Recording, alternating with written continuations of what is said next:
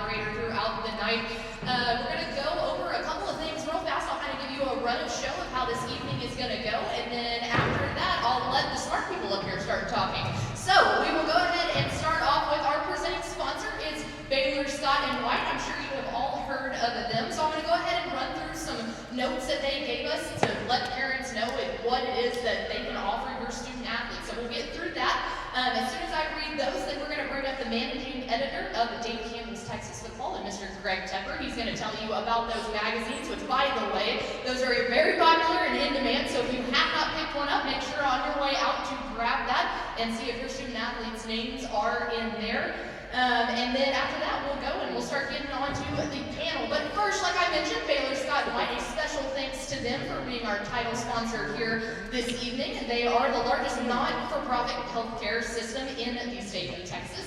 Their core mission is to promote the well-being of individuals, families, and communities, as I'm sure you are all aware. Baylor, Scott, and White is driven to relentlessly rethink the future of healthcare and sports performance, changing the game and staying ahead of the competition with innovation and research. The Baylor, Scott, and White Sports Therapy and Research at the start, as soon as you drove in, I'm sure that you recognize that. Of course, the practice home of the Dallas Cowboys. Well, they bring tools to help you move and recover better with sports performance training designed to take your game to the next level. They also are huge in helping student athletes with concussion programs at the start. They believe that concussions are a treatable injury, and the team is well equipped to help your athlete fully recover and get you back into the game. The program itself incorporates a multidisciplinary approach to concussion treatment, working with physicians, neuropsychologists, physical therapists, and certified athletic trainers, all working under one roof. It is very rare that you can find that comprehensive of treatment somewhere like you can find here at the Baylor, Scott, and White at the start. And they'll take care of the athletes ages 5 to however old you are. So I mean, you can start them young and make sure that even the little guys out there are being protected. So come experience our game-changing services at the start, where prevention, diagnostic, treatment, rehabilitation, and research are all a part of the game plan. And like I said, really hard to find experience all under one roof right here, and really what's turning into the sports hub of the DFW in Frisco, Texas. So yes, again, we are very thankful for Baylor, Scott, and White and all they do to help student athletes. But we also now want to bring up the managing editor of Dave Campbell's Texas Football. He's in his 11th year putting together what is known as the Bible of Texas high school football. So I'll let him speak a little bit on that. Thanks, Ashley. It's Ashley, right? Okay, thank you. My name is Greg Tepper. As she mentioned, I'm the managing editor of Dave Campbell's Texas Football magazine at TexasFootball.com. I want to thank you guys all for coming out to this very special event. We're really excited about the magazine that you hopefully picked up on the way in, the 2022 summer edition of Dave Campbell's Texas Football. It was a little bit later than usual this year because of there was a paper, it's 100% true, there was a paper shortage from the mill that we get it in Canada, and so it was about 2 months late. So if you're looking for a reason to dislike Canada, there is one. It delayed the start of football season fundamentally. But we're awful proud of this magazine. This magazine was started in 1960 back on a kitchen table in Waco by a gentleman named Dave Campbell. He's a real guy who exists. It's not just a name, not like Chef Boyardee or something we made up. But Dave Campbell was our founder and editor-in-chief. He was our editor-in-chief up until his passing back in December at the age of 96. He lived 93 of his 96 years in Waco. The only 3 years he didn't live in Waco, he was deployed in World War II. He is a pretty remarkable guy, and I've told people all the time that I don't actually care if you like this magazine, as long as a 96-year-old guy in Waco likes it. That's the only guy we're trying to make proud, but we're awfully proud of carrying the legacy, carrying the flag for what Dave Campbell was all about, which is covering college football in the state of Texas. There's 47 college teams across the state, from the Texas Longhorns and the Texas Tech Red Raiders. That's right. All the way down to Southwestern Assemblies of God and Tyler Junior College. We cover them. There's more than 1,400, now there's more than 1,500 high school football teams across the state of Texas that we preview every one of them, from the largest school in the state, which is Allen. They've got an enrollment of over 7,100. I'll let that kind of settle over the crowd, 7,100. To the smallest school in the state, which is Dell City, they have an enrollment of 13. We cover all of them within this magazine. It's a labor of love to put together, but the great thing about our job is that all of our bad days at work involve football, and it's really fun to be a part of this. One of the things that we've really picked up doing at Dave Campbell's Texas Football is being more involved in the recruiting aspect, because it is so huge. It's such a massive part of what football has come to be in the state of Texas. And if you think about it, it really fits into what we're about. We're about high school football, or about college football. The bridge there is the recruiting aspect of it. And one of the things that we've always tried to do here is make it really high school football centric. We think that Texas high school football has value.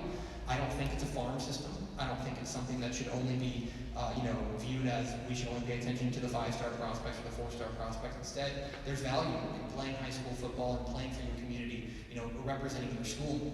So we've always tried to cover it in that way, and that's why we're proud to team up with next level athlete and our partner Greg Powers up here, who has been scouting for decades and decades and knows the state inside and out. And furthermore, he knows those 5-star guys, and he also knows what he's looking for a guy who's going to be a great fit at Texas Southern, or a guy who's going to be a great fit at Stephen F. Austin. And so that's one of the things that we've really tried to make our mark in the recruiting world. I'm really excited to hear this panel today, simply because there's so much experience in here in different ways. You've got current head high school football coaches who understand what it's like from the inside. You see guys, you're going to have guys up here who have been recruited, who've played at the highest level, who've gone through that recruiting process, that can tell you maybe about how it was then and maybe how it is right now. And then you've got people on the inside of what recruiting can be with our partners and athletes to athletes, and of course with Baylor, Scott White, and Greg Powers up here. I guess he'll be up there too. Great, thank you. But we're really excited to have you here to help celebrate the kickoff of football season. We're all fully proud to be part of Baylor's Scott and White, and we're excited for the football season to come, and I can't wait to hear what these guys have to say. So with that, I'll get out of the way. Thank you, guys. Greg Campbell, thank you, the managing editor there of Dave Campbell's Texas Football. And like he said, we have a stellar panel lined up for you, and let's be honest, that's why you're here. You want to get your kid recruited and on to the next level. So I'll go ahead, and we are going to have two of our guys give us a little bit of a speech before we start the panel, but I'll introduce all of our lovely panelists. My favorite way that Tepper put that is Greg Powers, our senior recruiting analyst, who's been doing this, I'm going to emphasize this, for decades and decades and decades. Is that right, Powers? Only 2 decades. It was a lot funnier when it was decades and decades. Then, on the other side of Mr. Powers, we have, we have Verona McKinley Jr. He was a former Texas Tech Red Raider. Do we have any Red Raiders in the crowd? No? Well, your job just got a little bit harder, buddy. But he not only played college ball himself and has been through the entire recruiting process, his son, Verona McKinley III, just graduated from Oregon. He was a defensive back there, and now he's over there with the Miami Dolphins. So, you want to talk about a guy that knows recruiting from every perspective, he is who you can talk to. On the other side of that, we will introduce him as the head coach of the Frisco Lone Star Rangers. If you're from around the area, you know of him. It is Coach Jeff Rayburn. He is a stellar coach out there, has been at Lone Star for some time, has made it to the state championship stage, and knows from a coaching perspective what you as a parent can do. You don't want to be too overbearing, but you don't want to be too hands-off, so Coach Rayburn will be great for that. After that, we have Mr. Reed Meyer. He is a former baseball player, but most importantly, he is the co-founder and CEO of Athletes to Athletes. If you haven't heard of them, they help your student in a way that a lot of people might not think of, by telling them that it's not just about focusing on the sport itself.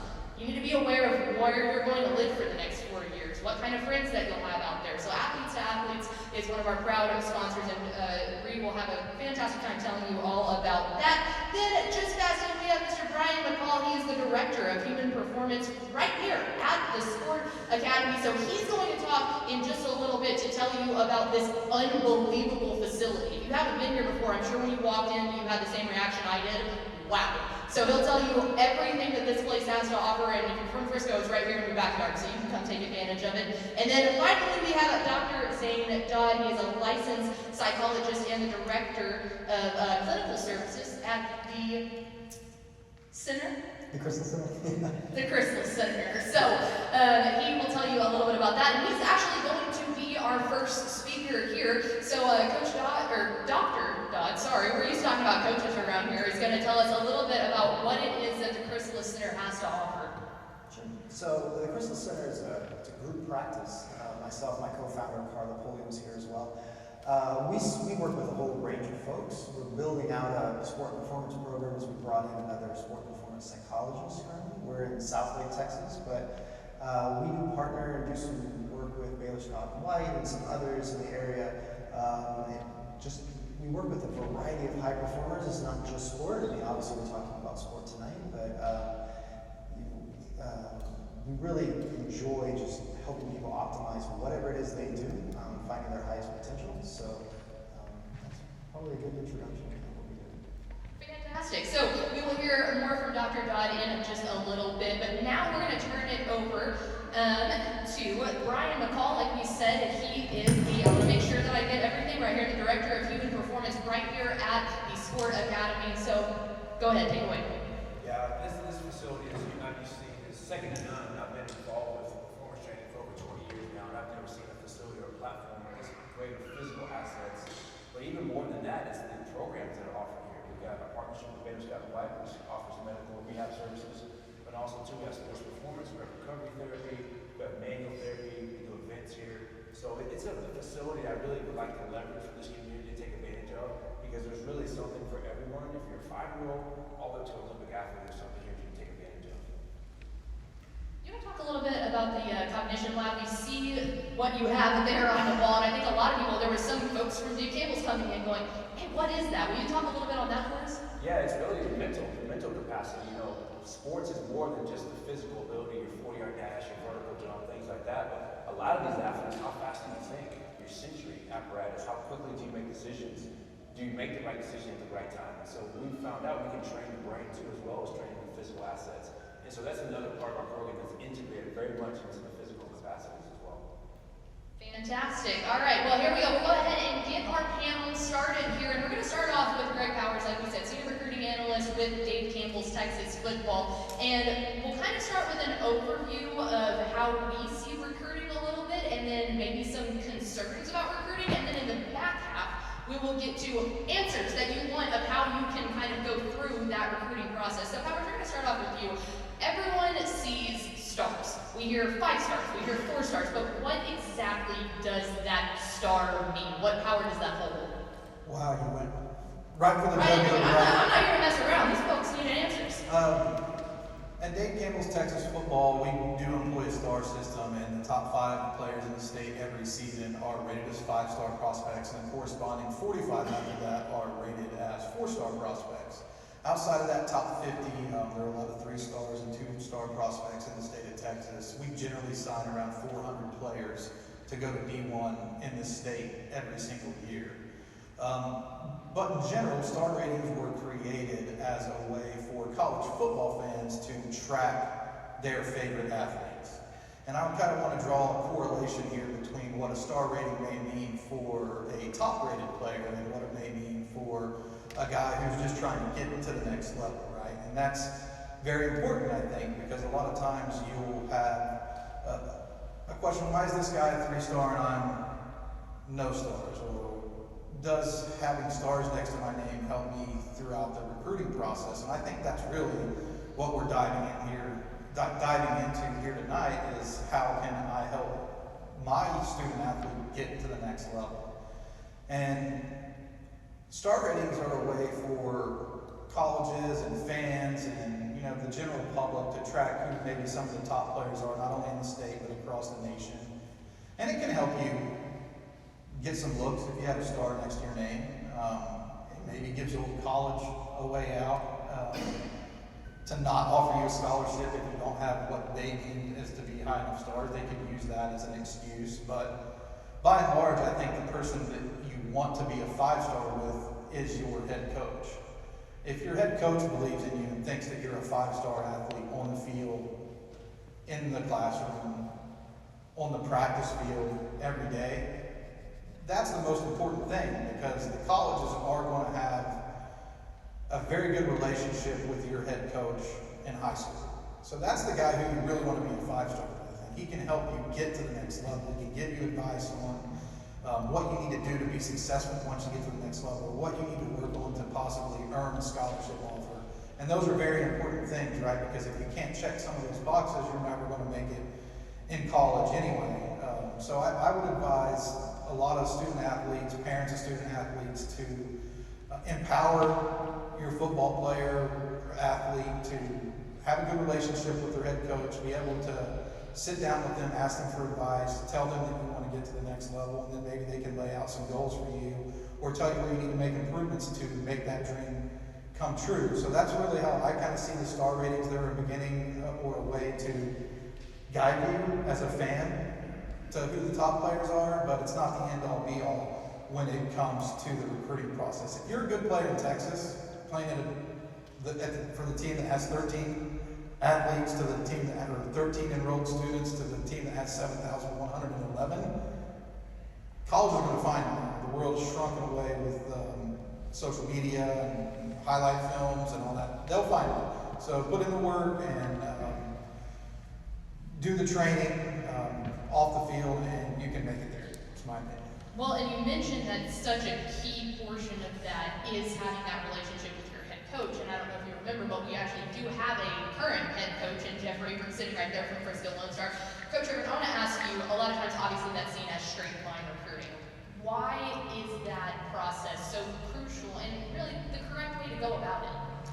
Yeah, there's a huge initiative in the state of Texas, especially with our Coaches Association and all the Division I coaches, not only just in the state but across the country. You've probably seen the hashtag SLR, straight line recruiting, and that's just to ensure the colleges and the coaches that are offering these scholarships come in and do it the right way. And they make sure the head coach and the school and the team that they play for at their school is at the forefront of all the recruiting, with the communication, with the offers, to make sure they're getting a quality student athlete. And that's one of the biggest things, is that relationship that Greg's talking about with the athlete and the coach, but also the coach and the next level coach is so crucial, because we deal with these coaches year round, year after year, and we really develop a trust and a relationship where we give these coaches information about our kids, and they want honest evaluations from us. So it's so important that your high school head coach is at the forefront of your recruiting. Not to say there's not other people that are sometimes involved, but if you really want to have a chance, an opportunity to enhance recruiting, the relationship with the head coach, the relationship that your head coach has with other coaches is extremely important. And then we also mentioned, so there it is from a head coaching perspective. You mentioned that we have two guys out here that were athletes back in the day, former athletes in both Verone McKinley and Reed Meyer. So guys, I'm going to ask you the same question. Mr. McKinley, we'll start off with you. Take parent hat off for a second, put on former athlete hat. When you were going through your recruiting process to get to Texas Tech, what were some of the most stress-infused things that you went through in that recruiting process? Well, I think as a student athlete, the number one stressor is probably the external factors that you can't control. Because of social media, there are a lot of influence or pressure put on the student athlete once he gets the star rating or gets the offer. But as a student athlete, I think to alleviate a lot of that stress is the first and foremost thing. You have to form a relationship with your coach. Because of all those other factors, the direct line of communication is going to be between you and your coach and that next level coach or administrator. So for me, as a student athlete, it was working with my coach, focusing on what I can control. How can I be the best player for my coach to go put the best product in front of that next level coach. And then Reed, same for you. You're helping these student athletes now, but we know you have a very amazing story about all of your recruiting that you went through. What was the most stress-induced problems that you faced going through recruiting?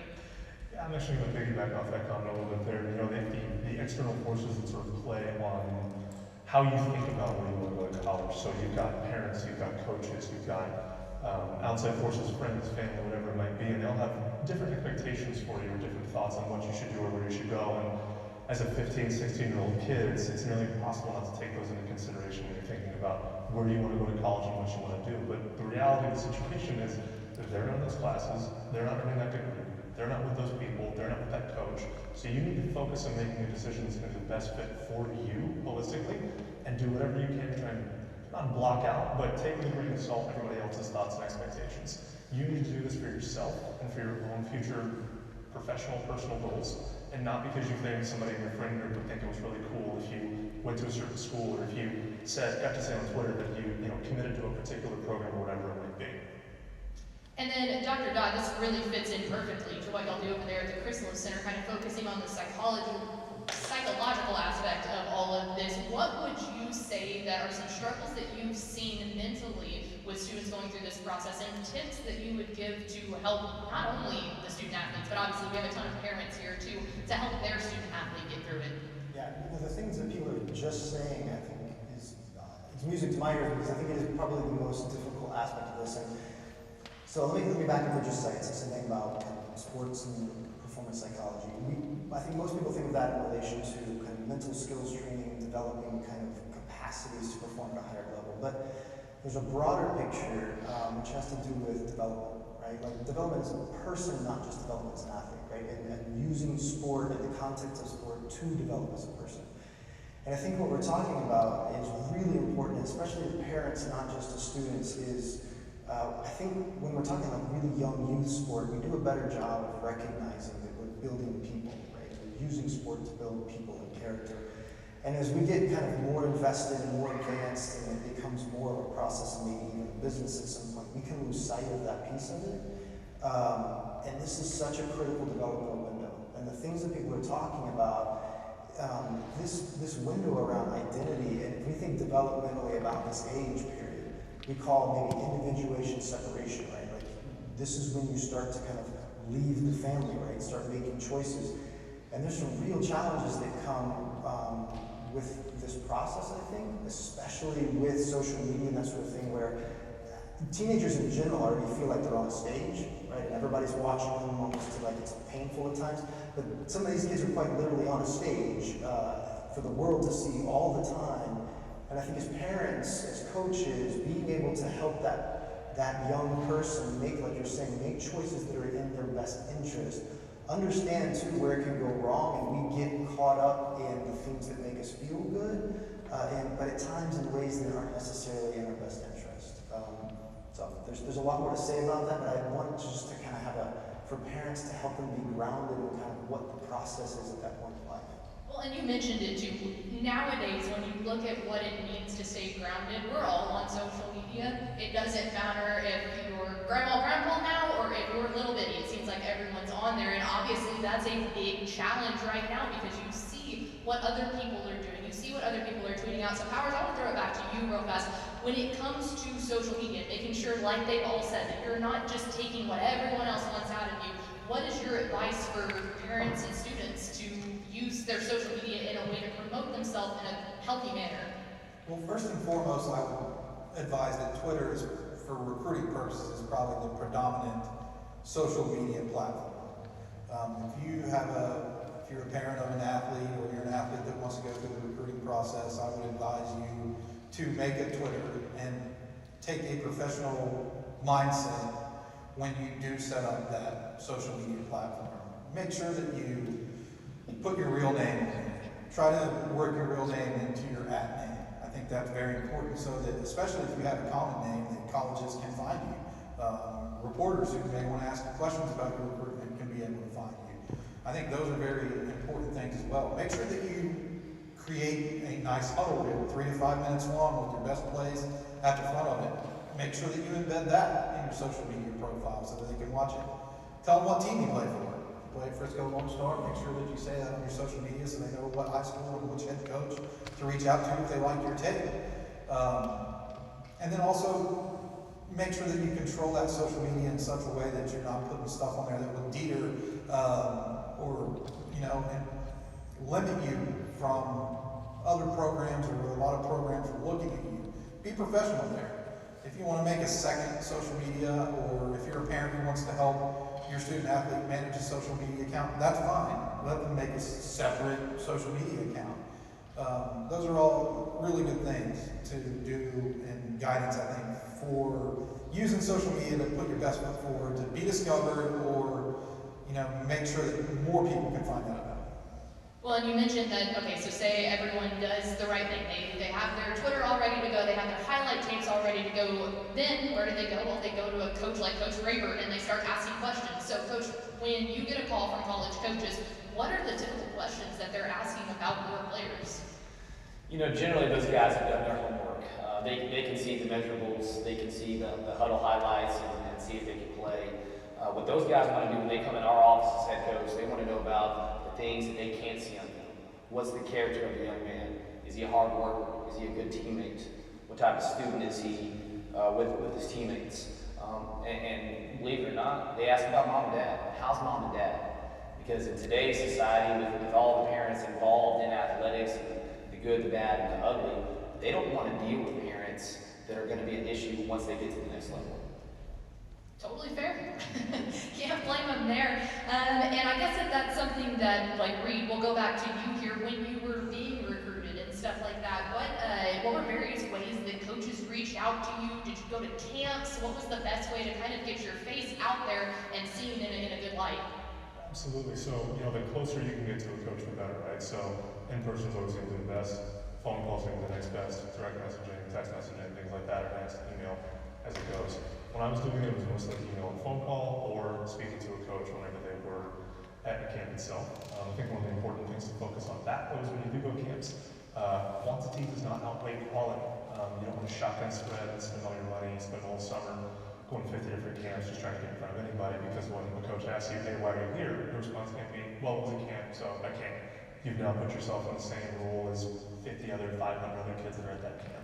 You want to have a reason why you're there. You want to have a reason why you want to talk to that coach, a reason why you're interested in that school. You want to build those specific relationships with those coaches and those programs, and that is what's going to push you forward in that recruiting process, or at least put you in the right direction to have some level of closure with those coaching staffs at schools you're interested in attending. And then we're going to throw one over to Brian McCall here. Like we said, they have this unbelievable facility. You can see the amazing things that you and your student athlete can come and utilize here. Brian, you've trained college athletes, you've trained pro athletes. What is your advice for how student athletes should start prepping when they know that their goal is wanting to get to the next level? Yeah, you just have to be healthy. You know, at the end of the day, you got to be resilient to injury. Inherently, football is a very violent sport. It's a collision sport. People get injured in high school football. They get more injured in college football. And so we've got to make sure that our high school athletes are more resilient in reducing the risk of injury. I've seen it at the collegiate level. So I was a collegiate strength and conditioning coach. I was fortunate to work at SMU and Florida State. I saw guys lose their careers as freshmen. It was over. Their bodies were so banged up from high school football when they came in, they were already done. So herniated disc, ACLs, things like that, we would catch on the screens. And I saw guys that they never played another down of football in college. And then my personal story too, I was a high school football player, had a knee injury in high school as a freshman. It was supposed to be a 4-week injury, MCL, meniscus, came back, had a great sophomore year, was actually in this book as a top prospect. Junior year, one step, ACL, MCL, LCL, PCL, total knee reconstruction at 17 years old. And so what I'm saying here is like those injuries, once you have an injury, it needs to be addressed for the rest of your career. Once you have one injury, it needs to be, you need to pay attention to that injury and address it forever until your career ends. You can't just think, well, I went through rehab and I'm okay now. It's not okay. There's always a deficit or dysfunction. Once an injury happens in the body, it needs to be addressed until your career is over with. And Dr. Dodd, that's perfect for you to speak on here, because you and I were talking before this ever even started that when student athletes get injured, you see the prize right there, you know the next level is coming, that injury comes mentally. How do you get through that? That's a great question. Well, I think it starts too on the what I would call front loading, which is comes back to kind of how, like, especially for younger kids coming up, like, is everything invested only in the sport? How quickly are we specializing? The reason it matters is because the intensity and pressure that comes with that injury, if that's the only sense of self that you've got, the only thing that brings value to you, there's a whole stress process that's going to undermine the rehab, the physical rehab process too, right? So kind of building the support system around them, building a kind of broad sense of identity that can lean on other things even in the time of injury is huge. Then there's a whole process for goal setting for injury recovery, right? And education from the staff, listening to the staff, knowing what to expect, setting reasonable, realistic expectations. There's a lot to be said about injury recovery, right?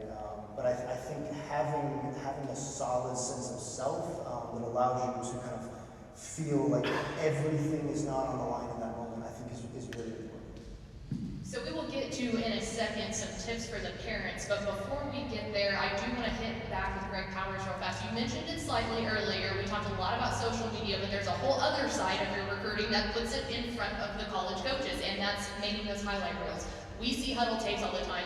You go through, again, dozens and dozens and dozens of highlight tapes. What would you say is your best advice when it comes to putting those together? Put your best plays at the very front of your highlight tape. Your first 2 or 3 plays have to catch a college's eye, have to catch somebody's eye. If you're trying to get recruited, you need to front load that highlight tape. I would also say don't make it too long. 3 to 5 minutes is great for a highlight tape. If they're really interested in you, all colleges across the country have access to huddle to watch your game tape, 99%. So if they really like your highlight tape and they want to find out more, they're going to contact your coach, they're going to watch game tape, they're going to find out more information on you. And I would say this too, it kind of plays back into the star ratings thing that we were talking about earlier. Every recruitment is very unique, very individual. Just like every college football season is unique and individual. They're looking for different guys for different classes. And as a prospect, I think, and as a parent of a prospect, you want to put your student athlete in the best position to have a great highlight tape. So take your control of your recruitment when you can. Ask your coach a good trainer to train when you're not in school. They'll have recommendations. They know who the best trainers are in the area. Get training outside of school or with school. Do extra in the weight room, in the classroom too. I mean, getting ahead academically can really help boost your recruitment, especially if you're not going to go D1.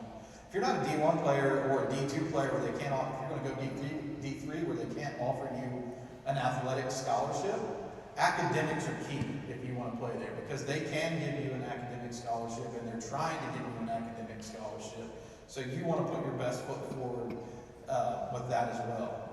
Outside of the football season, I think a good thing to do is probably research college camps or camps in general that may benefit you. And I'll kind of piggyback off of what one of our other panelists said too, is go there with a goal. Go to that camp with trying to attain something. Make sure that you're smart about spending your money when you're trying to invest in a camp. Make it realistic.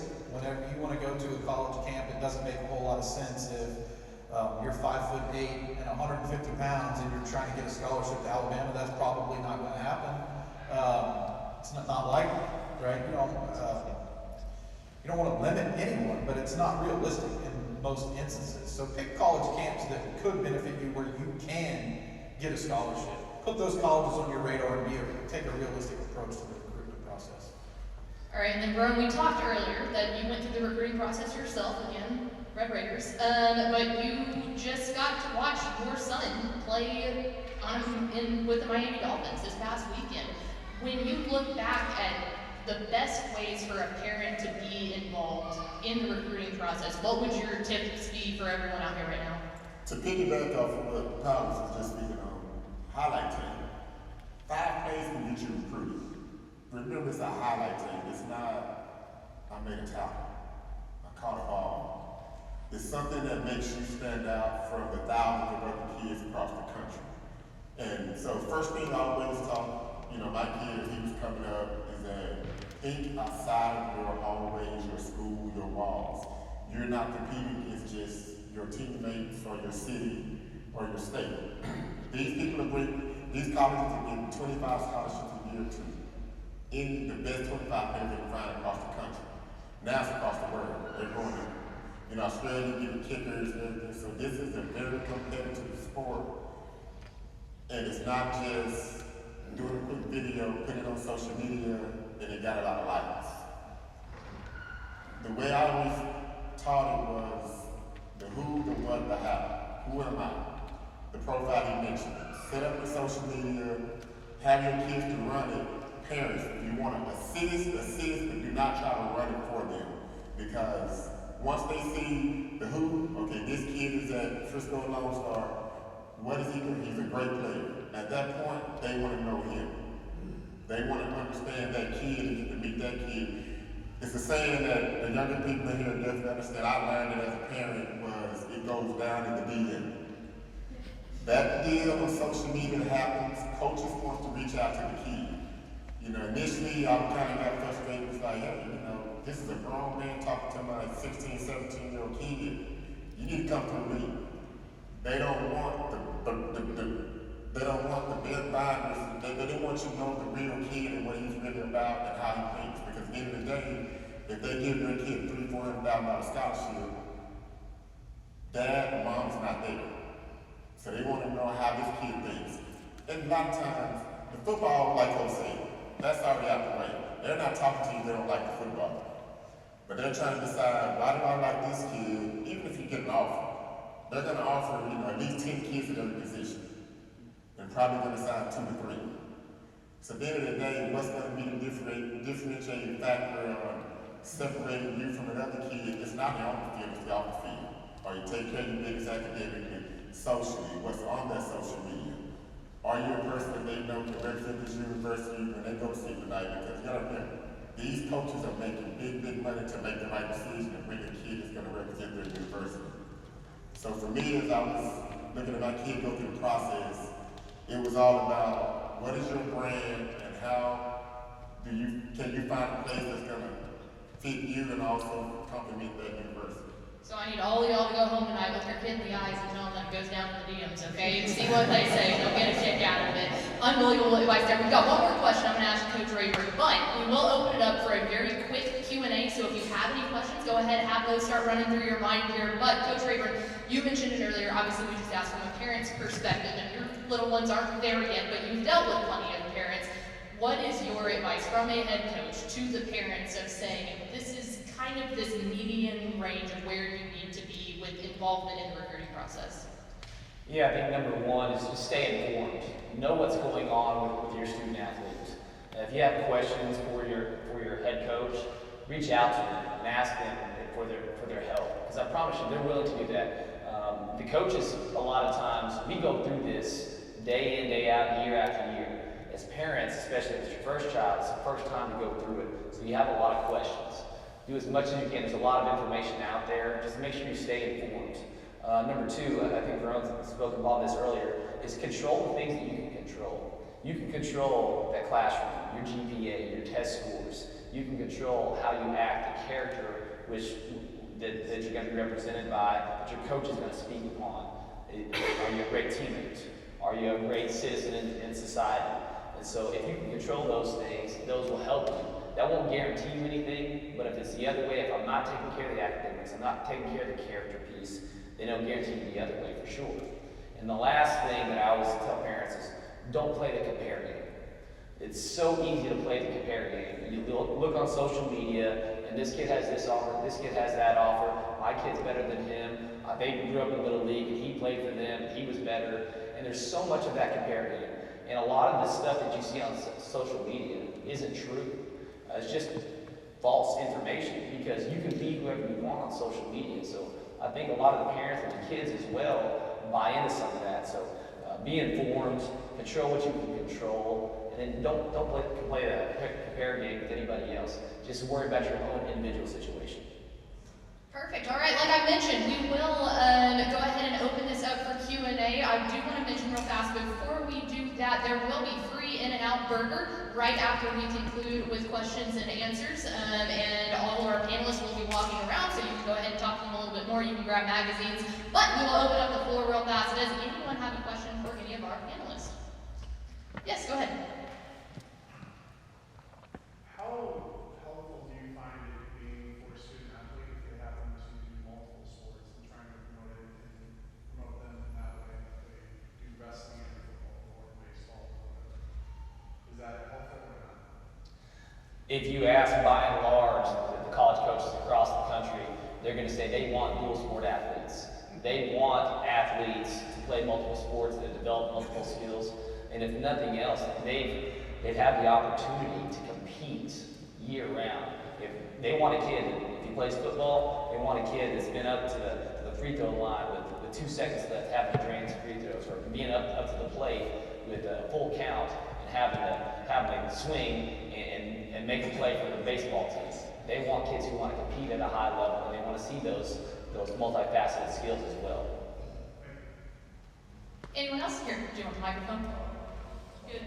So once the recruiting process starts, there's conversations between the coaches and the student athlete. What are some of the questions that they should be asking or parents should be asking when they're involved in that to those coaches? Questions parents should be asking. Yeah, like what are just some questions? And, like I understand that the coaches are trying to look for a well-rounded student, so we're looking for not just the athletic ability, but the type of person they are. But looking at the one on the other side, what should the student be thinking about in regards to inquiring about that football program? For me, so I get that question about how do you kick off your recruiting and how can my coach help me? For me as a parent and also as a coach and a former player, I always believe recruiting started the day you start playing that sport. To be a highly recruited person or just to get recruited period, you have to go put the tape out there first. I can't go to my high school coach and say, Coach, I want to get recruited, but then I'm never in the weight room when we have lifting. And so for me, the conversation will start when I'm doing all the things I can to be a starter on that team. And I always, early kids get offered some measurable things of that nature, but 90% of the kids is going to start with the varsity tape in whatever sport. And I believe once you get the varsity tape, now you can sit down with your coach and say, okay, coach, we're doing this. Looks like, I have goals to play on that next level. What are the steps I need to take from this point? And then I believe the coach will sit down and give me feedback about being a leader. Being the best you can be on that team is what these coaches are looking for. They don't want to find a guy who's a great player, but he's a selfish player. And so for me, I think the questions are that you're going to ask is, what can I do to be a starter in your team, be one of the best players in your team so I can get recruited one day? And to take it one step further, I think if you're in the middle of the recruiting process and you have questions that you want to ask the colleges, that can be important too, right? As Rome said earlier, that they may offer 10 guys at a certain position. And I think it's completely fair to have your student athlete interact with these coaches and ask, where am I on the board right now? Who's in front of me? Is my offer a committable offer? If they're lucky enough to get offered, I think that's a very valid question to ask. What are you looking for in a football player for your program? How can I fit in there? What type of scheme do you run? All typical questions. I think one of the things that high school athletes are reserved about is asking these questions, right? Because a lot of times you can have a guy that has limited offers and they're afraid to possibly miss out on an opportunity or ruin an opportunity. And you may have a guy that has tons of opportunity and doesn't need to ask any questions, or he feels like he doesn't need to. He's just looking for like the perfect school. But I think you should ask those questions, because if you get into a situation where you go to a program where you don't fit, you're not going to make it anyway. So I think those are very important questions to ask. And to piggyback off that, you want to know up front, my kid had 30 plus offers. If we was playing a social media game, he would have had almost 50 offers. Because once he did get an offer, the first question, now I'll share it with you, I'll put it out there. So his first offer was from LSU, he's a freshman in high school. He called me and said, hey, I just talked to the DB coach at LSU, and this guy offered me a scholarship to come here. And I said, are you serious? And I said, get him on the phone, and here's the thing. At that point, I said, is it a committable offer? And he said, oh, if you want to commit now, you can. That's the first thing. Number two, why do you think my son deserves a scholarship to Yale University? At that point, that was something my son knew whenever he talked to a coach. Here's my high school coach phone number. I appreciate the offer. Is it a committable offer? And there were some universities that was they hold out on posting or let's just see. That wasn't an offer to us. That was our interest to say, get you to campus and understand. So communication is key. Every offer, my son got the Alabama offer, I knew the week before he got the offer. Why did I know? Because the coach told me, hey, he came by school, met with our coach, and I was actually on coach's staff, so he met with me and our head coach. Hey, we like to take, we want to go ahead and think we want to extend an offer to him. And then I asked the same question, is it a committable offer? Man, before he committed, Coach Saban has to buy sign off on it. Okay? But that's not an offer. It took a week to that next Friday. A lot of colleges have recruiting meetings on Friday. They put the tape up in front of the whole staff. This is a kid I'm going to watch. Is that an offer from a kid? Guy called me Friday night and was like, hey, you know, Coach Saban said, you know, he wants to go ahead and offer the kid. Okay, Coach Saban does things the real way. He said, okay, I'm going to call your head coach. I'm going to make an official offer to your head coach. The head coach offered, he called the head coach, made an offer to him. Next day, my son called, hey, coach called me an offer. I just got off in Alabama. And so that was something where we always wanted to make sure we followed the process and knew what was real and what's not. Because at the end of the day, like you said, there's a lot of stuff on social media that's not real. And when you start comparing yourself to this kid, that kid, I saw this kid post, he got 20 offers. He may only have one committable offer. So never, I always tell everybody's recruiting process is different. There's going to be a kid that get offered as a freshman, there's going to be a kid who gets one offer, you know, 2 days before signing day. And I can give you a quick example of that. There's a guy named Cliff Kingsbury, the head coach for Arizona Cardinals right now, that went to my alma mater.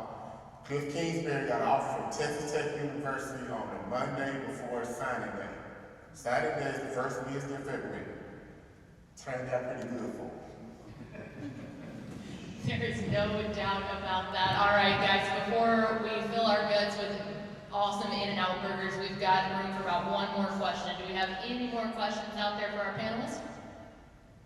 No? Actually we do. You mentioned earlier that the high school coaches typically have relationships with the university or college that's, you know, potentially recruit that student. What if that coach doesn't have a relationship with a particular university or college that the student wants to attend? How do you go about engaging that recruit? Or what it you seem to be successful as? I can start. Go ahead. Maybe you can mop up when I butcher here. She's got a little bit more insight on that side of it. I think that you should try to take control of your recruitment as much as possible when you can. Always feel free to send an email or a DM to coach if they're following your student athlete, or have them do it, and see if there's an interest level there. And we're talking specifically a lot about football, but I myself had a son who went through the baseball recruiting process.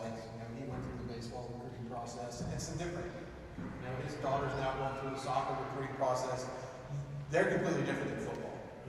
A lot of sports you really have to be very assertive within these recruitments to get a scholarship offer. They are looking for players who want to play for them at a certain level. I deal with a lot of Division II, Division III coaches, and they have a completely different mindset as it relates to this type of student athlete that they've taken. Playing here in Frisco, we have a lot of great facilities. There's a lot of great facilities in this community. There's a lot of great facilities in North Texas. And they want players who want to play and want to stay. And it's a little bit different. And they appreciate you being very proactive to help in the recruiting process, or make sure that you're sending the tape, because they don't have the same resources that an Alabama or an LSU or Oregon is going to have. They need players sometimes to come to them, especially in some of those other sports and at the lower levels of football. Coach, and I know that you could probably have some good insight here. Yeah, I think number one, you've got to be proactive as the parent and as the student athlete. But regardless of if a coach has a relationship with that particular school, everybody's got a buddy. You can find that number, you can find that contact. If I know a kid's interested in school and I believe he can play at that level of that school, whatever it is, we can reach out at any time. And they're always going to pick up the phone when we call. That's how they thrive, is the relationships. They may be on 5 different staffs in 5 different years, so their relationships with us are extremely important, because that's a job security for them to have the relationships with all the different coaches. And so they want to make sure that those are taken care of at all times. So they'll pick up the phone and they'll talk with us about whoever we want to talk about. Yeah, I think even add to that, I don't, especially in football, I don't know that there's not a way that I could get to some coach on some staff somewhere. And I'm definitely not as tied in as Coach Weaver is, or the head coaches across the state. Now, you may have a head coach at your program that's not going to be super hands-on with the recruiting process. That happens, right? And that's why I like to preface all of these comments that every recruitment is unique and individual, and you have to kind of deal with the cards that you're dealt, right? You have to find a way to navigate through that process, and it can be confusing, sometimes, and you may not be getting the help from your head coach or some of the coaches at your school that you've expected, but you also need to make sure as a parent that you have that conversation with your student athlete to make sure it's not them, right? Are they asking the questions? Is it really the coach? Because, more often than not, you're always going to side with your kid, right? You want to make sure you're going to believe what they're saying to you, but it might not always be the truth. So make sure that you have open dialogue with them and that you guys have a good relationship to be able to ask these types of questions. If that's not there, then it can make it tougher. Can I answer that? Go for it. And this is as a parent. His job is to coach Lone Star High School to go win a state championship. It's not, in my opinion, it's not in his job description to go and get every kid in his program recruited. Now, he is like I said, football is the one sport still where it relies on the high school coach for communication with the next level coach. Olympic sports, they go through the select, the AAUs and things, and they can take the coach out of to a certain extent in high school. But football still relies on the communication between the high school coach and the next level coach, but you have to own your recruiting. And to me, my biggest thing was making sure we over-communicate with the coach. Because what the high school coach don't want to do, he's responsible for 100+ kids and making sure they're lifting weights, getting better, doing all the things they need to do to be the best team they can be. I don't believe that coach ever want to be blindsided. So if I'm going to camp, I need to communicate that, coach, I'm going to camp. Now, we may go all around the country, go visit 50 schools, but we're never going to miss a workout. We're going to be at every workout. I mean, sound like my son would basically go work out with a trainer at 5:30 a.m. 7:30, he was at Hebron High School doing off season. He worked out twice. Did he have to? Probably not. But the last thing he wanted was for his coach or his teammates to say, oh, he's not with us. Because the goal while you're still in school is to win a state championship. Now, if you're going to do things outside of that, make it outside of that. Don't take away from, what's really important, and that's being with your team, win a state championship. And those college coaches understand that. Because they're going to come to you for everything, but they never always make sure you over-communicate with the high school coach just so he's in the loop. Because at the end of the day, that's your character check. So if you're going off and you may be a great kid, get, high this mentality, get me off and doing your thing, not involved with the high school coach, before they finally sign off and say we're going to send those papers, they're going to call that high school coach. They're going to come down. Nick Saban's going to come down, he's going to go meet the coach. I know the kid came to camp, he's a great kid, he run 4.3, he's doing all these great things. The coach going to be like, I don't know. I mean, he just showed up, for practice, and we see him on Friday nights, but I ain't seen him all off season. That's a big red flag now for Satan or whatever school out there is saying, do I want that kid or one of the other 9 kids that I offer? Absolutely. And Reed, I believe you had one thing to add to that? Yeah, I just wanted to add that, we tell every kid that we work with from a college counseling standpoint, never let the recruiting process happen to you. You want to be proactive in what this is and don't let somebody's relationship or lack of relationship keep you from reaching out to those schools. Because we're talking about, going to college and we're using this medium of athletics, of football specifically sort of in this conversation. But the reality is your child's going to college. This is the springboard into the next 40 years of their life. This is where they're going to meet their friends that they're going to have forever, probably, bridesmaids, groomsmen, whoever that might be. This is where you're going to build an alumni network. This is where you're going to earn your degree, where you're more than likely going to live for the next 3 to 5 years, at least of your professional career when you get done. You are choosing, this is your first adult decision. So if you let other people dictate where you're going to go to school and what you're going to do, then they're getting to determine what those next 40 years of your life are going to look like.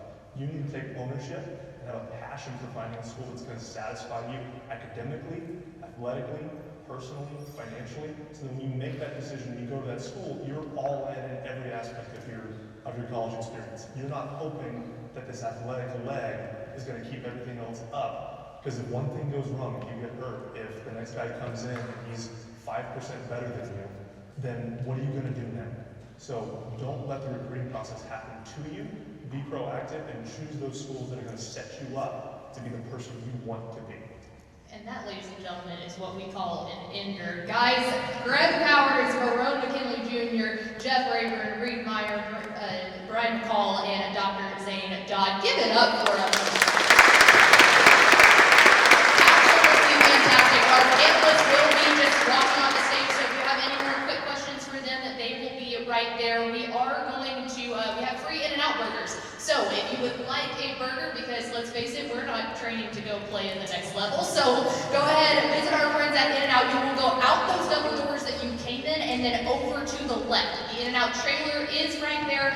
You can line up along the sidewalk and then feel free to bring them back in. We know it's hot outside. We have the facility until 8 o'clock this evening, but come in, check out Sports Academy, and of course, a big thank you to our title sponsor in Baylor, Scott and White. Remember, if you're ever in need of anything for your student athlete, they have a facility that has everything under one roof right here at the Star. So from everyone at Dave Campbell's, Baylor, Scott and White, and all the rest of our partners, we genuinely appreciate you all coming out, and yeah, thank you for coming, guys.